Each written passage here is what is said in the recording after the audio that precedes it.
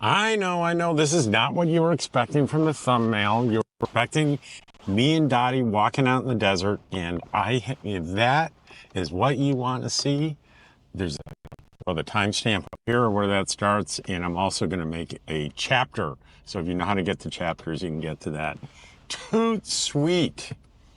I decided just to tack this onto the front of that video after I finished it today, and just document my quest for an egg.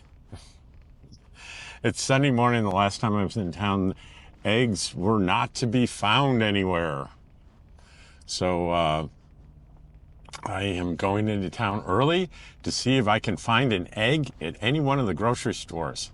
So we'll do. I think we're just going to start at the end of the road there at DG Market, see if they have it. Well, actually, I'm not going to, I'll leave that to the end. DG Markets, I'm going to do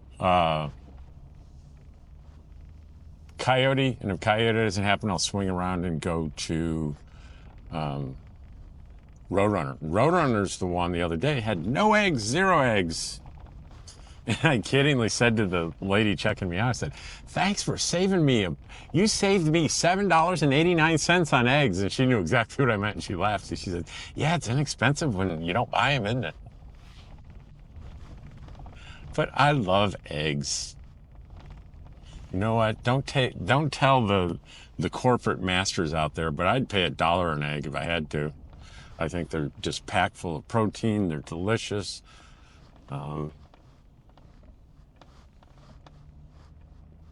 When I'm paying, I don't know, 50 cents an egg, I don't feel so bad.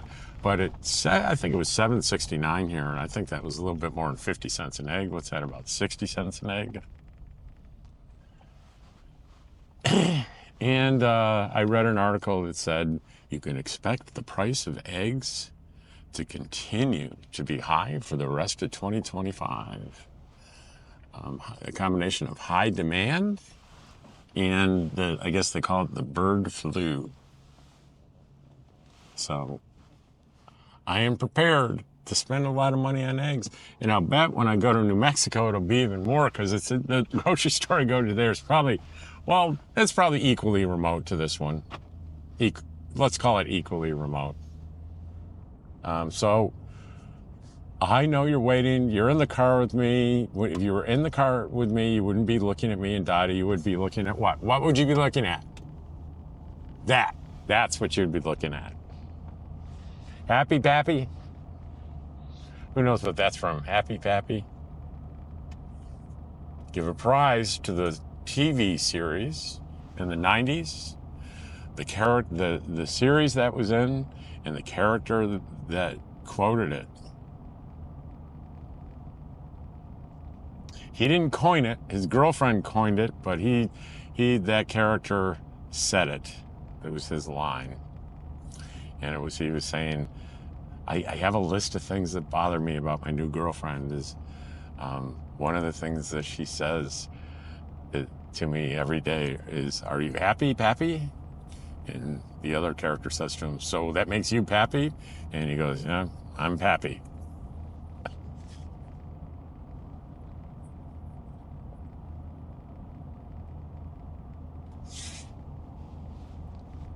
So the first person to identify the show and the 2 characters in the scene will get a prize of $10 million. That's if I were a multi-billionaire. I would give you $10 million for an answer. But unfortunately, I am not wealthy.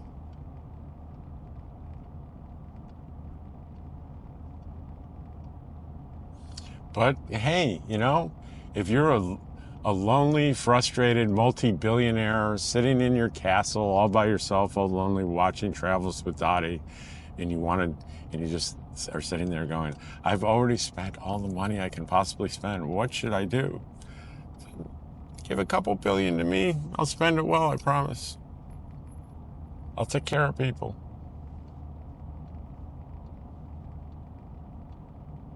It's kind of what I did with my will. I did a will, and I have a niece and 4 nephews. And I left everything. I named one of the nephews in the will, and I just said, you do with whatever's left over here after everything shakes out, you do with it what you think is the right thing to do. And I trust any one of my nieces and nephews do that. I just picked one at random. And if there's someone in the family in trouble, they'll take care of them. If everyone in the family is flush, they'll probably do something socially conscious with the money. Or give it to someone that's needy. I have total trust in that.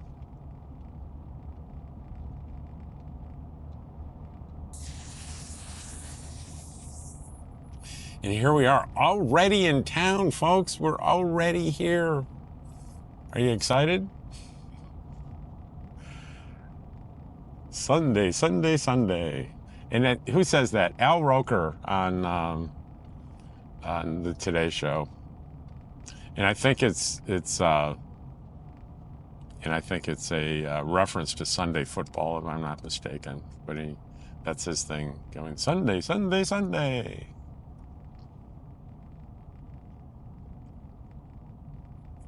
So when I was a kid, Sundays was going to church.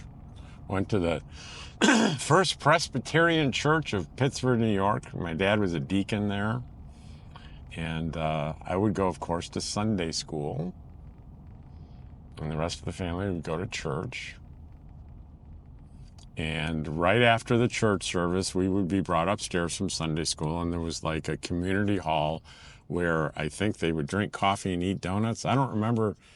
I was too young to drink coffee, and I don't remember any donuts.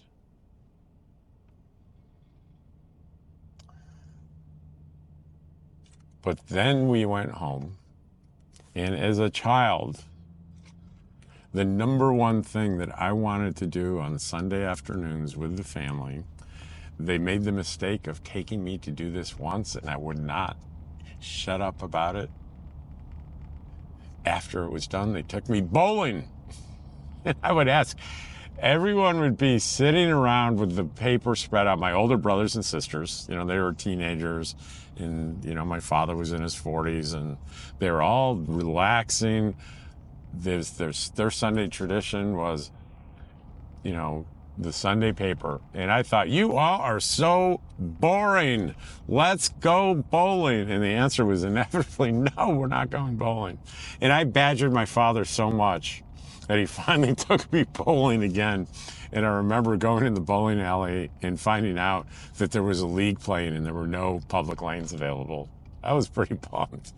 I think my dad was secretly happy, although I think he hit it. And does that mean I was a great bowler? Heck no. No, not at all. I just loved doing it. I don't know what it was about it. I just loved bowling. I don't love it now. I've done it occasionally, but don't love it now. And we're going to be driving east. Which means we're going to get some sun on that screen because we're driving east in the morning. What time is it, Dottie? Is it that early? 9:05, Dottie says. We're passing Roadrunner Market on our left. So if we are eggless at Coyote up here, we'll run back to Roadrunner. And if we strike out, I guess we're just going to go home. Right, Dottie? Don't tell anybody, but I might get a donut here. I might get a donut.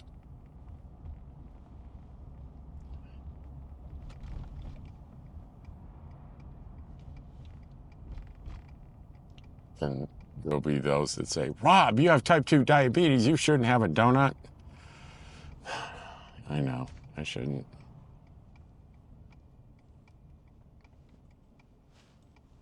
That's one of the drawbacks of sharing your life on YouTube. Everybody knows these little things I should and should not be doing.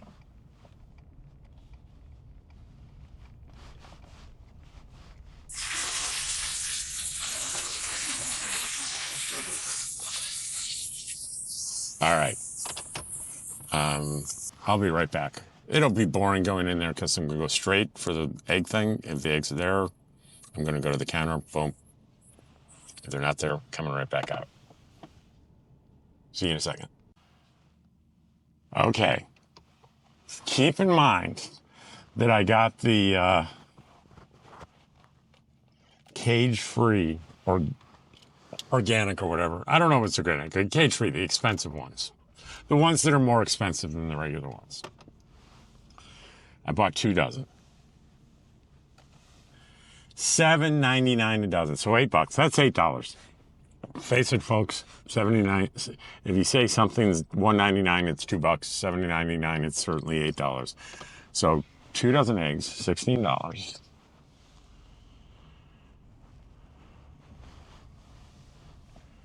And why did I spend that extra money? And someone's gonna ask, well, how much was the regular? I didn't notice. Sorry. Sue me. File a lawsuit. Have someone make a demand. I don't know. But I do know the good ones were $7.99, and I gladly pay it. And I have 2 dozen. That's enough to last me a pretty long time. I'm satisfied. I'm going to go home. I'm going to make some eggs. I'll share a little bit of the eggs with Dottie. Right, Dottie? And that will be that. It's a very quick trip into town.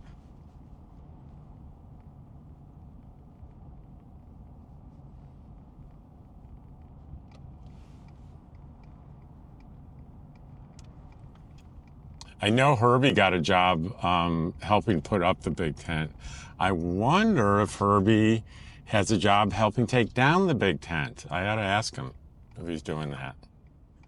I'm pretty sure he got a camp hosting job. I'm behind on my YouTube channels because I've been pretty busy Friday, Saturday, and today.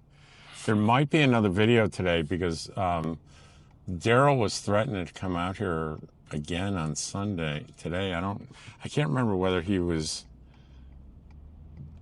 friend has a couple nieces that wanted to do something. I can't remember. But here I'm going to see, it's a little sad. I'm looking, you probably can't see it over there, but as I'm crossing over here, I'm looking at the big tent, that glorious big tent. And it won't be too many days before I drive over this hill and that big tent is gone. It'll be gone from the landscape. It'll be just its bones that look like goalposts. And you can see it now over there on the right, the beautiful, gorgeous big tent.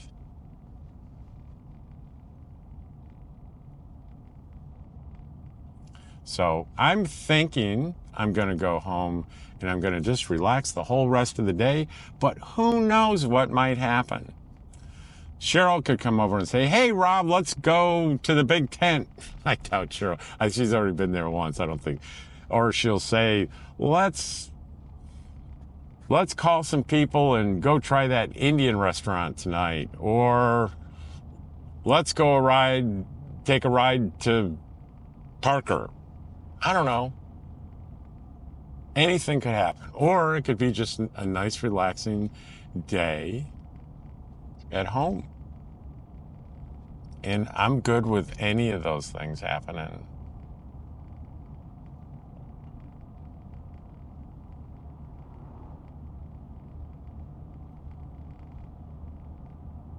Another friend is coming to camp with us this week. She's one of those that doesn't want to be filmed, and I'll take great care to make sure we don't film her. But a very remarkable woman that I've met that is friends with Cheryl. And she does have a identical, different year, but the same rig I have, the same trailer, a micro mini 2100 BH. And she was influenced, believe it or not, by my video with me showing my rig and talking about it. So, and it's gonna be parked next to me. That would be fun to have double vision on my trailer.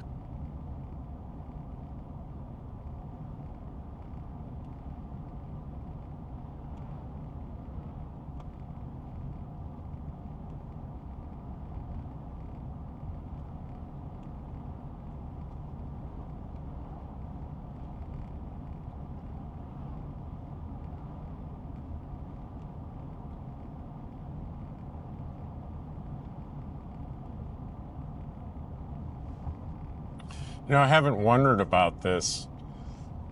I'm looking to the right and left here, and these are somewhere there's the boundary between the LTVAs, because there's 4 of them in a grid here. On the north that we just passed, there's Leposa West and Leposa North, and then down here there's Leposa Tyson Wash, excuse me, in Leposa South where I am. But in between, there are no rigs whatsoever. I wonder it's because there are no pathways out to that part of the desert, or is it that no one bothers to camp out there? Often I'll get questions like, well, when it gets busy, will there be room in the LTVA? And when you've been out here and you understand this, you kind of chuckle. But people don't know. How would they know? They have no way of knowing. But there will always be room. It's just so many thousands of acres. And even though it looks like a large sea of RVs, well, the reality is they're occupying a very small percentage of the areas that are in fact available to camp in.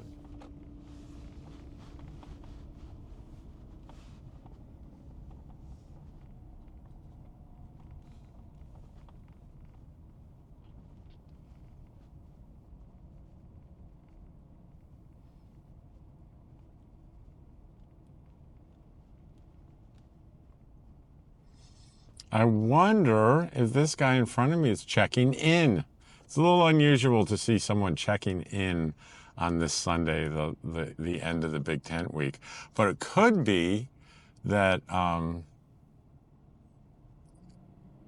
if you go straight, he's not checking in. So he was just into town or something. So he's not checking in because the office is open. You would pull into the right here if you were going to check in and get a sticker. But there could be some people that say, hey, Sunday and Monday after the Big Tent's a good day because things calm down and things aren't so crazy. But I got to tell you, my friends, I can't think of a single instance this year, having been through the busiest time, where I've been at all frustrated and impatient with waiting in line someplace for something. The worst thing that happened was, gee, it would have been nice to have an egg the other day, and they didn't have eggs at Roadrunner. That's the worst horrible thing that's happened to me this season. And now a couple days later, I got 2 dozen eggs I'm bringing into camp. And I got to keep my promise of not showing the world how to get into our camp, so I had to turn the thing around.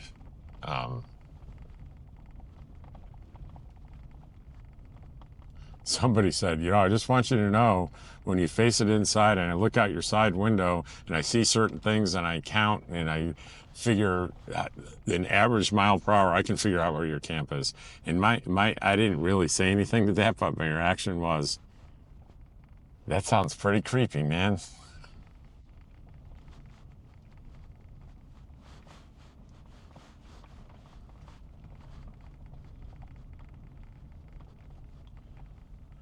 So, I was thinking, hey, I have to end the video. I don't have to end the video. This is actually the beginning of the video. So after I cut it off here, Dottie and I are going to be walking in the desert. Right, Dottie? We're going to be going for a walk in the desert together and talking about all sorts of things. So that is going to be the second part of the video, and I have an ending on that one. Can you see Dottie down there?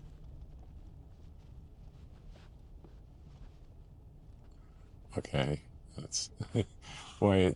It sure doesn't like me trying to move that gimbal too far, does it? I think she's right down there, aren't you, Dottie? Dottie dog.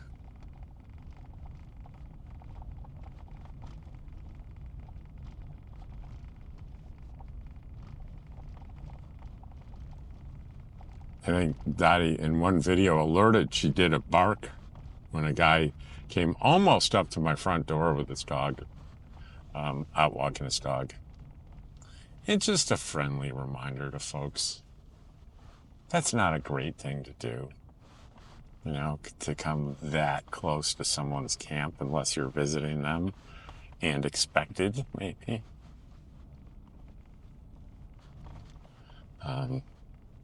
So, anyway, in a second here, you're going to see me and Dottie walking.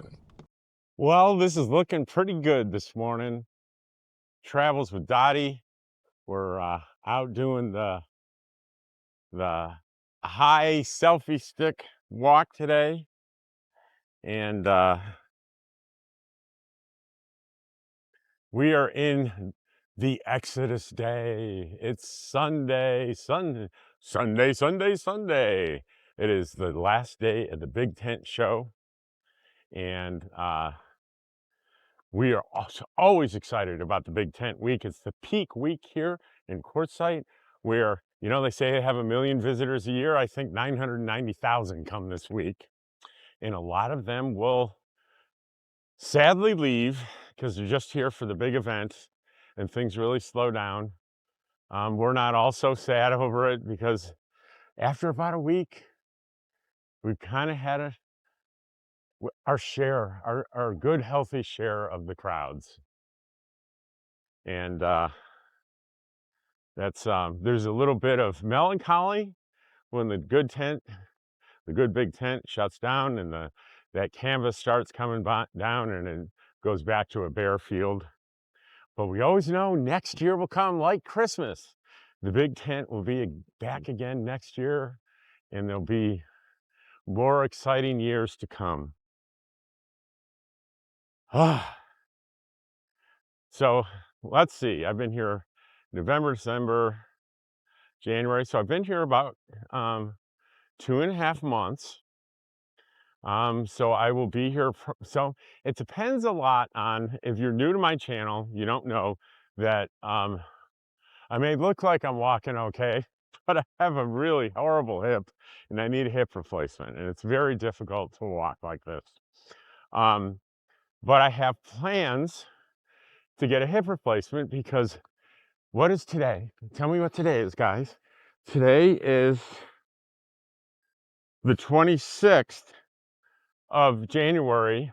In 5 days, I will officially be covered by Medicare and Supplemental Plan G. So that's pretty exciting for me. All right, if you can hear as we're walking by here, you might not be able to hear it because I'm going to be editing out the sound of the flying selfie stick. We're walking by a little tiny Honda generator like the one I have. And you get a sense for when you walk by one what it sounds like. But because I'm taking out the sound of that thing, I think it's going to take out the sound of that too, so you won't hear it. But it's not bad at all. Come on, Dottie. What else today? It's kind of a free day for me. I'm gonna spend a lot of time relaxing. I may run into town to see if I can find an egg. Maybe easier said than done. I like my eggs in the morning and I don't have any eggs. What else? I was at the Cellorama, which is right next to the big tent yesterday, hanging out with my friend Deborah Dickinson. And something happened that really took me by surprise. It's not my first year sitting behind her booth with her, keeping her in frugal company and watching her sell books and take pictures with fans, because Deborah's been a well-known YouTuber in the nomad RV space. And I was always really thrilled to hang around with her and see so many people recognize her and express their gratitude. But I was always the guy sitting in the back watching that up until this year, where I must have reached some sort of what do they call it? Inflection point with viewers, where I started getting recognized, even sitting in back of the of her in a chair and, way in the back where she was selling her books. And so first thing was, I felt it was inappropriate for me to be distracting from her. And of course, she's like, Rob,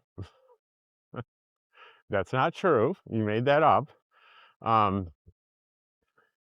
and then I just got a little overwhelmed, a little overwhelmed yesterday. And I had to kind of escape and regroup. And it's all a matter of, and so I was pretty anxious about it. And Deborah, as I think I mentioned, is a big source of emotional and intellectual support for me. She said, Rob, now that enough people know you, so you'll get recognized fairly frequently, in particular in Quartzsite this time of year, you need to make a decision when you go out in public. And the decision is you need to be on when you're doing that. And if you don't feel like you can be on, you should consider not going, especially when it's busy.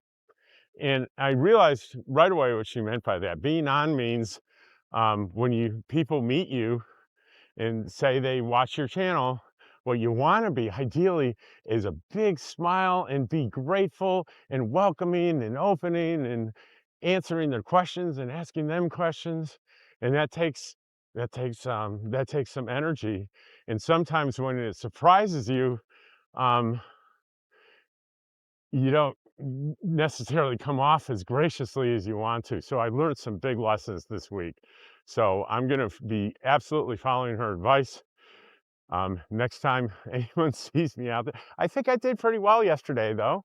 I met a lot of great people. I don't think there were any complaints. It was just by the end of it, I was like really, really exhausted. Anyway, I thought that was kind of an interesting dynamic. Doing this YouTube thing. And don't get me wrong, I've got a small channel compared to I went and met Matt's from Matt's RV Reviews. She has 250,000 subscribers. I have 7,000. So it's a big difference. And I certainly am not trying to say people recognize me every time I go to town. That's a joke. Of course they don't. Um, but when it happens, it's always a little surprising. It's funny, how many times am I going to tell this story? I don't know, maybe a couple more times. But I got recognized in Eagle Nest, New Mexico last summer, and I really didn't see that coming.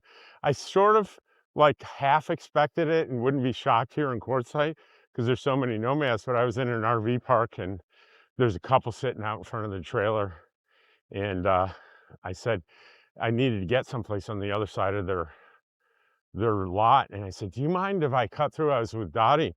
And they immediately said, Dottie can go anywhere she wants. And my mouth dropped. I'm like, how do these people know the name of my dog? Come on, Dottie. This isn't really fair to Dottie to be doing this walking and talking without stopping. But if I stop and the camera stops in air, it'll stop recording on me. I think it's a design flaw. They're not thinking about those of us walking and talking with dogs. Anyway, it's because they recognize me from the channel. And that's Charlie and Diane. They're from Kansas. And we became very close friends and continue to be so. And we're going to be in the same place together all summer next summer. So it's a delight when it's often such a delight when it happens. This circle of friendship in the nomad community. All this does is gives me an option to widen that circle. And I'm really grateful for that. And it's a beautiful morning. It's pretty brisk. I'm comfortable, except the tips of my fingers maybe are a little cold. So I'll tell you what I'm going to do. I'm going to try to turn around and see if it'll do it, but the sun may blind this thing.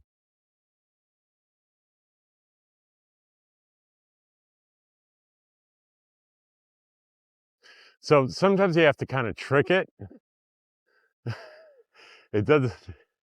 There we go. Come on, Dottie, let's try to trick the camera.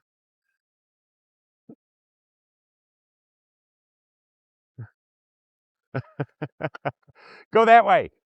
Go on. Go that way. If anyone is watching me do this from a distance, they're going to think I'm out of my mind. It's still showing direction track. I just have to convince it to go that way. All right. I'm just going to see what it does. If I walk this way, if it eventually, the program says, I got the guy's back, maybe I should be in front of him.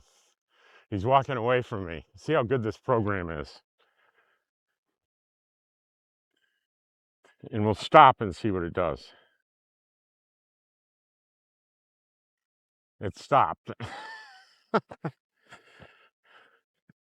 It's still recording though.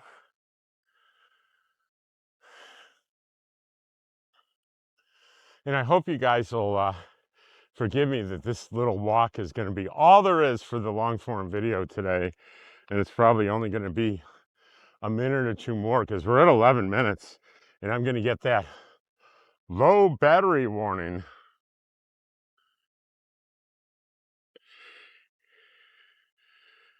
I hear it already skipping a beat.